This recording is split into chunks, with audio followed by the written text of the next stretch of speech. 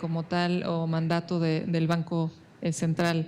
Eso por una parte. En cuanto a la economía, le compartiría, bueno, usted señalaba su inquietud respecto a las cifras económicas de crecimiento. Por un lado, efectivamente, como señalaba en mi participación, la economía cayó 8.2% en 2020 por la pandemia. En 2021 se recuperó 4.8%. Sin embargo, efectivamente, todavía no hemos llegado a recuperar el crecimiento que teníamos antes de la pandemia. Pero aprovecharía para comentar que hemos visto a partir de noviembre del año pasado un repunte del crecimiento, y la perspectiva que compartíamos, bueno, a partir del informe trimestral, y lo retomo en mi discurso de esta ocasión, tenemos una estimación de entre 1.6 y 3.2, con el dato de 2.4 de manera puntual. Le compartía, estas estimaciones se realizaron justamente para el informe trimestral que se dio el 2 de marzo de este año. Si se diera la previsión que tenemos puntual o el límite superior, estaremos alcanzando los niveles prepandemia en este mismo año. Y por supuesto, como cada variable se analiza para, en caso necesario, hacer ajustes a las estimaciones que presentamos en cada informe trimestral. Y finalmente, respecto a su pregunta de la moneda digital, sería, como señalaba, no se pretende que sustituya o que deje de funcionar el dinero fiduciario que actualmente tenemos, el dinero impreso y las monedas, sino que sea un complemento que nos ayude de cualquier manera a ampliar la inclusión de la población al sistema financiero, y con la certeza de que está respaldada por el Banco Central, como ocurre actualmente con el dinero que actualmente está en operación. Sería entonces un esquema en paralelo. No se pretende, no se busca la sustitución del dinero. Muchas gracias, senador. Maestra, nada más, ¿las reservas mejoramos? Sí, las reservas el año pasado tuvieron un incremento, y actualmente las tenemos en 200,000 millones de dólares. Le redondeo la cifra, 200,087 millones de dólares. Gracias.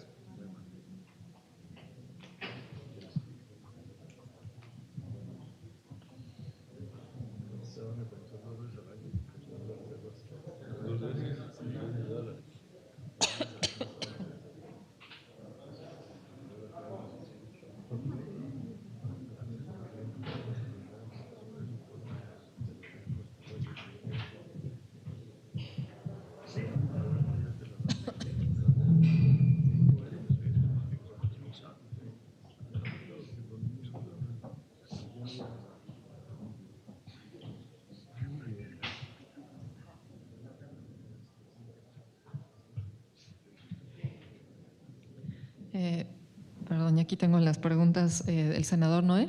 Me preguntaba también sobre las reservas internacionales. Bueno, el dato que les compartía es este.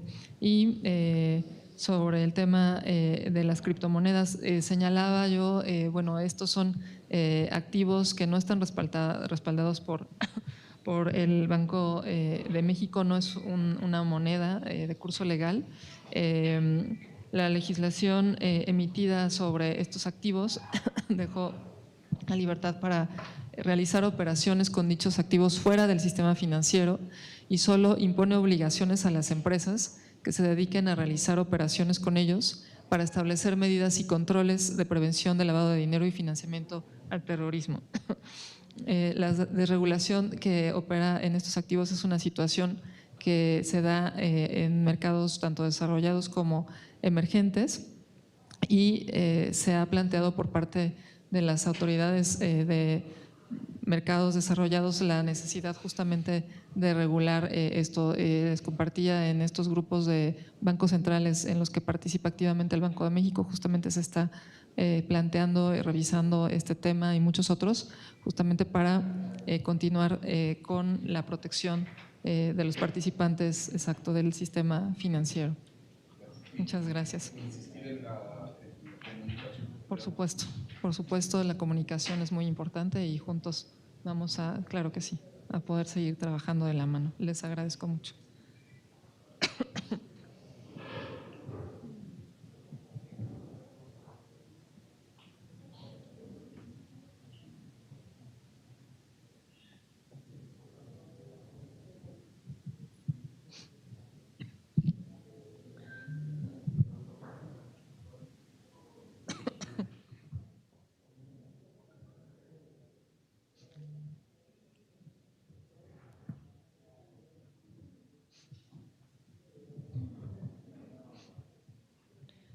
Senador Carlos, muchas gracias por sus preguntas. Empezaría compartiéndole, por un lado, la coordinación. Estamos muy coordinados en materia de información con otras autoridades y de la evolución de los precios de las mercancías y los servicios que que conforman la inflación subyacente.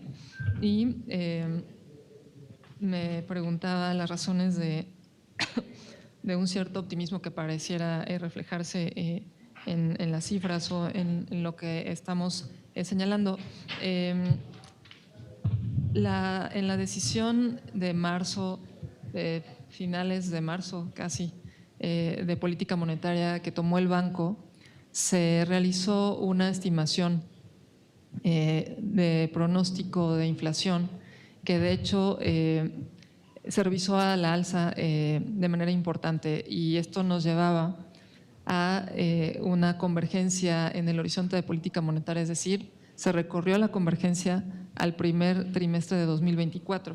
En la anterior decisión teníamos la convergencia en el cuarto trimestre de 23. Como compartí en alguna otra intervención, la política monetaria opera en un horizonte estimado de alrededor de 8 trimestres, es decir, 2 años. Ante el conflicto bélico que inició a finales de febrero, incorporamos en este pronóstico de finales, de veintitantos de marzo, esta revisión a la alza de la estimación de la inflación. Y hacia adelante la perspectiva dependerá de la evolución de nuevo de las variables económicas. Por supuesto, el tema del conflicto es uno de los que en este momento están muy vivos y le estamos poniendo toda la atención.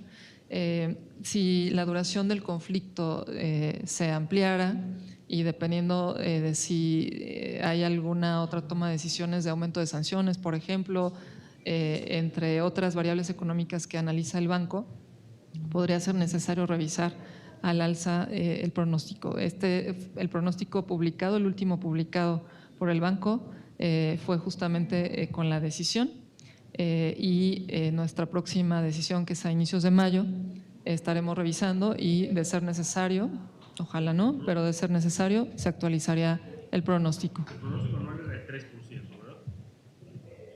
¿verdad? La meta que tiene el Banco Central es de 3%. Y estamos previendo que se alcance para el primer trimestre de 2024, es decir, en 8 trimestres, que es el horizonte de pronóstico a través del que opera la política monetaria.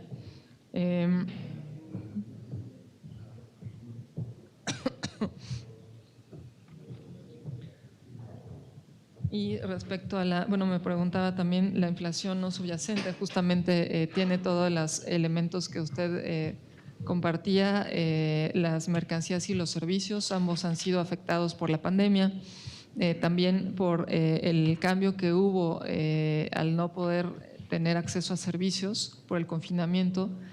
Una parte de la población cambió su demanda de servicios a otro tipo de bienes que tuvieron una inflación o han tenido una inflación importante. Ahora, con la reapertura que está dándose, gracias entre otros factores a los esquemas de vacunación, pues también los servicios están aumentando en su demanda. Entonces, esto es lo que nos ha llevado a tener una inflación subyacente del nivel que usted compartía. Estamos también con una inflación no subyacente del 9.45, que está incidida fundamentalmente por los energéticos y los agropecuarios. El conflicto, en la medida en que se alargue, podría tener un impacto superior y, en caso de ser necesario, actualizar nuestro pronóstico. Lo sabríamos en nuestra próxima decisión de política monetaria a inicios de mayo.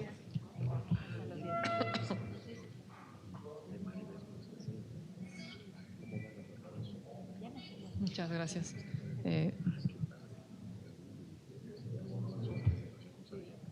Me parece que son las preguntas que usted me había planteado. Muchas gracias por sus preguntas.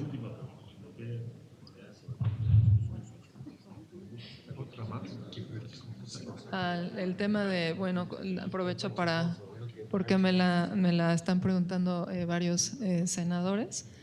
Bueno, creo que aquí el Ejecutivo, el señor presidente, fue muy claro en su explicación. Él dio todos los elementos de cómo ocurrieron las cosas y, bueno, pues hizo una reflexión pública, dio una disculpa pública, no solamente a una servidora, sino a todos los miembros de la Junta, cosa que le agradecimos, y también a algunos otros participantes de la Junta de Gobierno lo han señalado. Entonces, bueno, pues fue un evento que él desagregó de manera muy puntual lo que había pasado, y bueno, pues nosotros seguimos con nuestra labor. Como sabemos, es una obligación por ley que la Secretaría de Hacienda, que es un actor muy importante en la economía de nuestro país, participe, y por supuesto en cumplimiento a lo que señala la ley seguirán participando. Este fue un evento aislado, como el señor presidente lo ha señalado, y bueno, pues seguiremos con nuestra labor y en cumplimiento de la autonomía, tratando de llevar a la inflación a su convergencia. Muchas gracias. Y al país, porque fue declaración pública ante los medios en Acapulco. En todos los medios. ¿Pero quién fue el chismoso? Como aquí.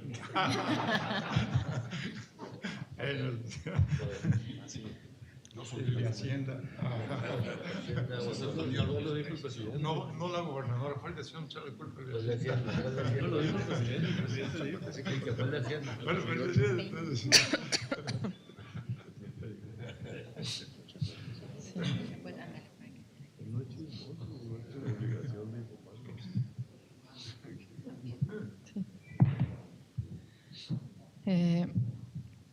Pero muchas gracias por sus preguntas. Gracias. El senador Ovidio, muchas gracias por sus preguntas. Me plantea cuáles son las consecuencias que puede tener el conflicto en la economía y en la economía nacional y qué riesgos nos puede implicar. Le compartiría, en el caso del crecimiento económico, en principio se prevé hasta el momento que los efectos del conflicto estén acotados sobre todo a la zona que está pues más cercana a Rusia, Ucrania. Sería sobre todo pues estos países y la zona del euro los que resulten más afectados. De hecho, ya se está viendo en la inflación de algunos… Gobernadora, rogarles nuevamente a quienes nos acompañan poder guardar silencio para escuchar con atención la participación. En breve concluiremos, si son tan gentiles. Gracias por su paciencia. Gracias. De esta forma, no se prevé que en cuanto a actividad económica, dadas las circunstancias, claro, si algo cambia, pues podría esto también modificarse, que salga el impacto de esa región. Sin embargo, por el lado de los precios, el conflicto podría tener mayores implicaciones. Ya señalaba yo que estos países son exportadores importantes de algunos productos, pues como los energéticos, pero también los fertilizantes, que son muy importantes también para nuestra economía. Y en caso de alargarse, pues podría haber algún impacto. Nosotros estaremos atentos para tomar las decisiones que correspondan en su momento, atendiendo, entre otros factores, la evolución del conflicto. Lo mismo en el tema del crecimiento. Hasta el momento, bueno, pues las estimaciones son las que hemos compartido, pero si hubiera algún elemento adicional o algún cambio de la situación del conflicto, también lo estaríamos considerando en nuestra decisión. Muchas gracias.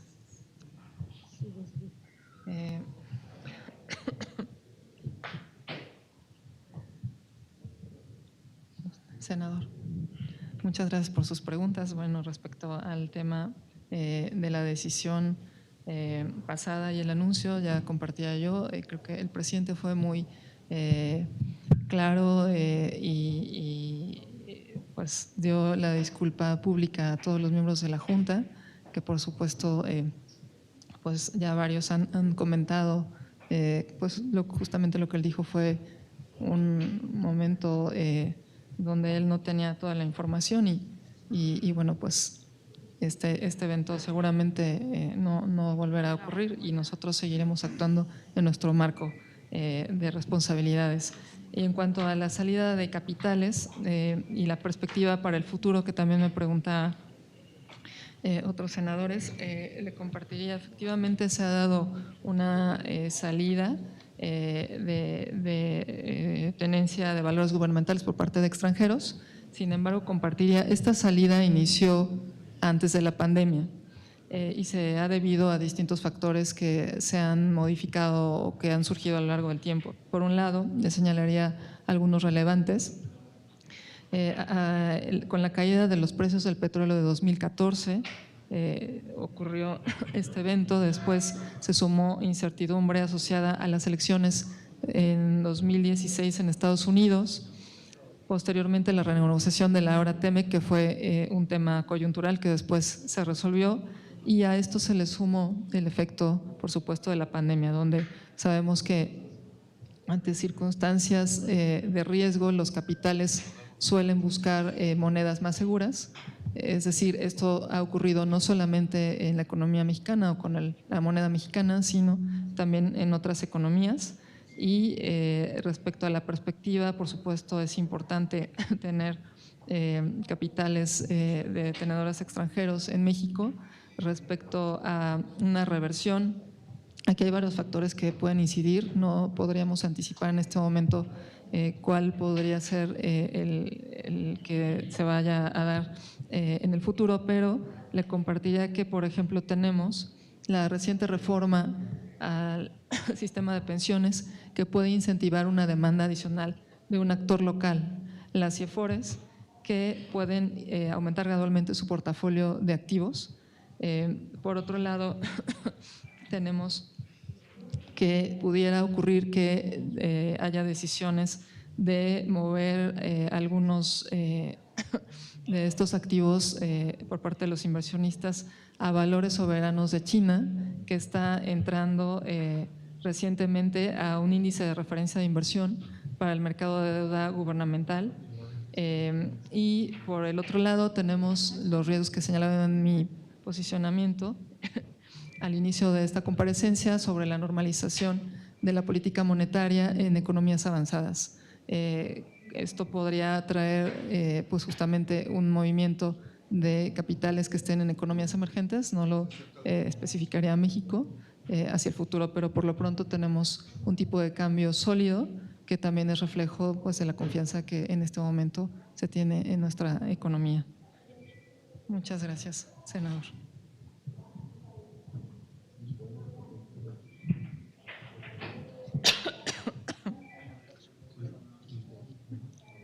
Sí.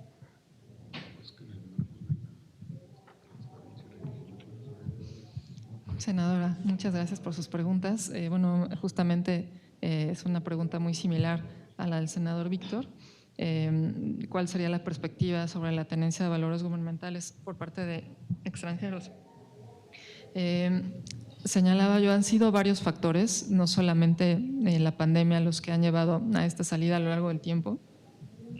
Insistiría, no solamente es un evento que se da en la economía mexicana, y respecto al futuro, hay distintos elementos que pueden incidir, que ya lo señalaba en mi intervención. Hay elementos tanto locales como de riesgos en otras economías o de posibles incrementos en tasas de interés en otras economías, en economías avanzadas, que pueden generar movimientos de estos activos. Sin embargo, es importante resaltar, insistir en el tipo de cambio, es un reflejo de lo que está pasando, la confianza que hay en nuestra economía y el tipo de cambio a lo largo del tiempo, los últimos meses, si bien ha tenido algunos periodos de volatilidad, justamente o principalmente por el evento del conflicto Rusia-Ucrania, ha regresado y lo tenemos, bueno, pues en niveles de 20, un poco más, o ha llegado a niveles de 19. Entonces no sabríamos exactamente qué es lo que puede pasar porque hay distintos elementos en consideración, como son los que le comparto. Y muchas gracias por su pregunta. La maestra Ifigenia. Yo quisiera ver, una pregunta extra que se me quedó, como dicen, se me quedó en el tintero y que me parece que es importante en las circunstancias actuales. La inflación que sufre nuestro país actualmente está causada primordialmente por un fuerte aumento en el precio de los alimentos a nivel internacional. A finales de 2021 a esta fecha, el precio del maíz ha aumentado casi 50%, el del trigo 30%, arroz 20%, leche 30% y carne de cerdo 30%.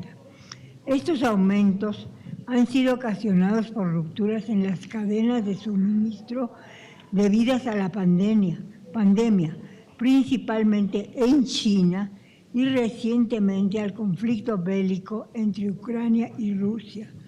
Ante estos shocks de oferta, aumentos en la tasa de interés como los que ha realizado el Banco Central no parecen necesariamente consecuentes para frenar la inflación. ¿Qué otras medidas puede aportar o sugerir usted en su calidad de gobernadora del Banco Central? Por su respuesta, muchas gracias. Gracias.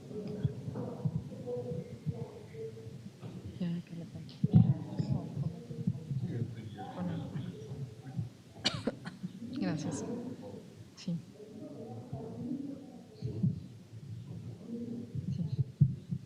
El senador Rogelio, gracias. Me preguntaba sobre un Comité Nacional de Productividad, por una parte. Esta es una instancia creada o derivado de la Ley Federal del Trabajo, en donde participan distintas instancias gubernamentales, sin embargo, no participa el Banco de México. Y respecto a su pregunta, respecto a los datos de las remesas, por supuesto que han sido muy importantes en esta época de pandemia y en parte derivado de los estímulos fiscales que se dieron en economías avanzadas. Varias economías emergentes tuvieron un repunte de remesas.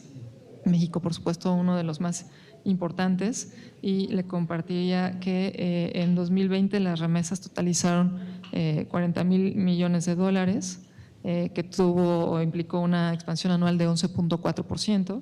En 2021 las remesas ascendieron a 51,000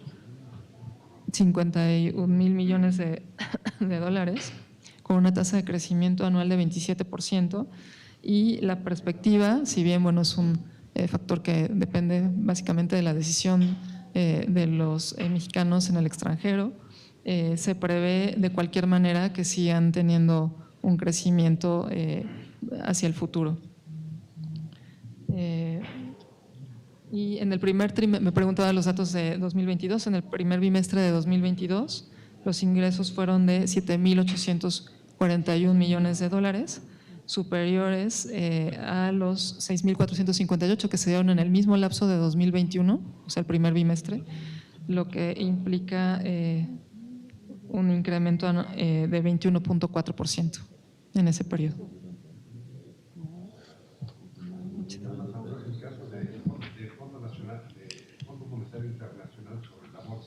Discúlpeme. Claro que sí. Efectivamente, el Fondo Monetario está sugiriendo pues tener alguna especie de amortiguador para pues épocas delicadas. Por nuestra parte o en general, Estos amortiguadores se crean sobre todo con fundamentos macroeconómicos sólidos, finanzas públicas sanas, por supuesto, el compromiso con la inflación. La inflación es una variable muy importante.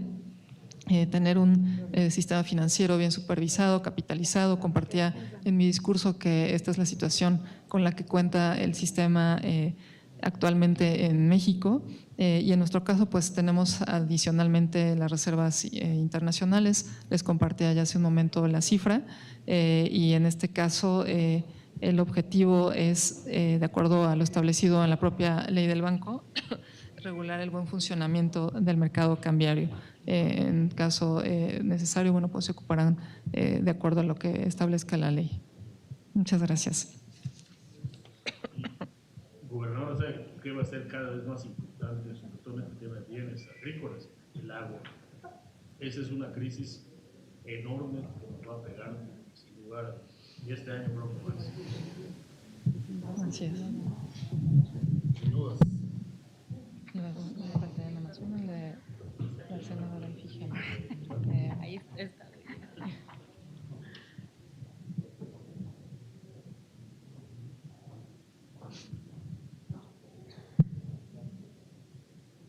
El senador Cristóbal. Sí, muchas gracias.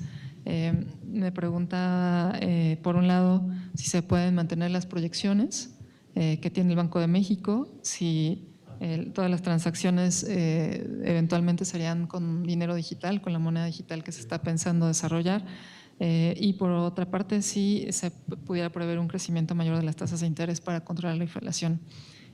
Como compartía, cuando la Junta de Gobierno del Banco de México toma su decisión, analiza las variables que están vivas, que están vigentes en ese momento, en cada uno de los momentos del año donde tomamos la decisión de política monetaria. Para mayo haremos lo propio, y dependiendo de cómo estén estas variables económicas, pues se tomará la decisión que corresponda. No podremos anticipar una decisión en estos momentos, pero estaremos conforme a nuestro mandato atentos y tomando las decisiones pertinentes en conjunto como Junta de Gobierno del Banco de México. Por otra parte, respecto a las transacciones, si se harán o desaparecería la moneda actual, la idea no es esa, sino que sea un complemento que nos ayude a llegar también a otros sectores, tener elementos pues hacia dónde va el resto de las economías. En muchos países tanto desarrollados como economías emergentes están también explorando la posibilidad de tener una moneda digital. Y si me preguntaba finalmente si las proyecciones se pueden mantener, esto dependerá, como señalaba, de cómo se dé el comportamiento de las variables económicas, el conflicto, la pandemia, si surge o no, esperemos no, una nueva ola de Omicron. En fin, son multiplicidad de factores, y dependiendo de lo que ocurra en cada momento es que los pronósticos podrían variar o permanecer. Muchas gracias, senador. Y finalmente, a la senadora Ifigenia, que me preguntaba sobre la efectividad de las tasas de interés y qué se podría hacer. Los choques que se han observado derivados sobre todo de la pandemia, y ahora se suma el conflicto de Rusia-Ucrania, han afectado, por supuesto, efectos o elementos de la oferta a nivel mundial. Y sobre esto, efectivamente, la tasa de interés no puede tener una incidencia. Sin embargo, hay un canal que ya señalaba de expectativas que es muy importante mantener ancladas.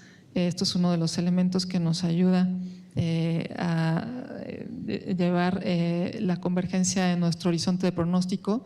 Por eso es que las acciones de política monetaria que han tomado el banco han sido en este sentido, entre otros factores que se han compartido en los distintos comunicados de política monetaria que comparte el Banco de México cuando toma cada una de las decisiones.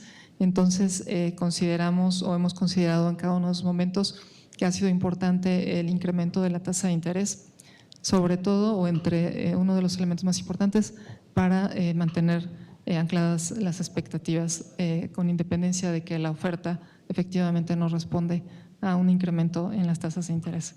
Y muchas gracias por sus preguntas. senadora, y muchas gracias a todas, a todos por sus preguntas. Y estoy a sus órdenes. Muchas gracias, gobernadora, por sus respuestas a cada una de las y los senadores de sus intervenciones. Antes de